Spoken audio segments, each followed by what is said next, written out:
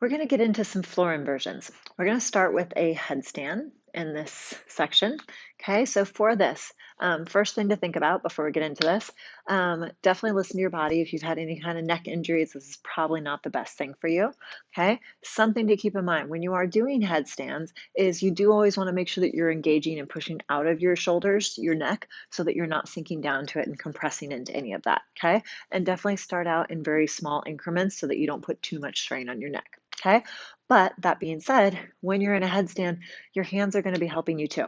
There's all kinds of different configurations of headstands, okay, and feel free to play around with all of them. We're going to be going over a tripod bent arm version today, and there's pros and cons to all the different ways. I like this one because there's a lot of transitions that you can do with this one.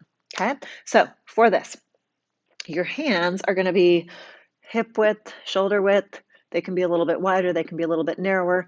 They're not going to be way out here, okay? But just think like roughly shoulder width-ish, okay? You're going to start with your head on the ground and then roughly a 90-degree at your elbows. But you don't have to go out and check. You're going to kind of find what works best for you, okay? So for this one initially, head down, top of your head, and you're going to tuck your chin. My hands are going to be pushing from the floor, and I'm going to get my butt up, okay? Once I get to this highest position, I'm going to bring my knee and rest it on my elbow, okay? So using that, you can kind of push that knee down into your elbow and use that to start to get the other knee off the ground.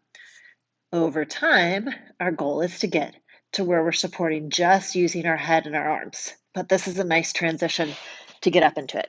Oftentimes in the beginning, when people try to get into it, they'll just kick up into it, but they don't know quite where their hips are. Okay, you can always have a wall behind you. Okay, put yourself close to the wall if you're concerned about going over. If you do start to roll over, tuck your chin and roll, but a wall is always a good idea just to be safe. Okay, so hands, I'm pushing evenly, so I have a distribution of 3 different areas, so it's not like 100% is on my head. Okay, then from there, one knee to an elbow, second knee, and then try to lift. And it might take time. If this is new to you, it could be just getting into that inverted tripod position is a lot. Okay, so start with that. As that starts to feel comfortable, then you start trying to go into that lift. Okay, so one knee, second knee, okay, lifting.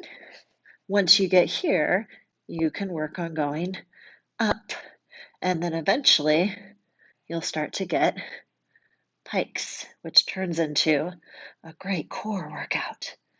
Okay, so start with the bent leg, and then as those start to get more comfortable, start to add the pikes. Okay, so starting on your headstand, head, arms, one knee, two knees, and then start to work on disconnecting your knees from your elbows.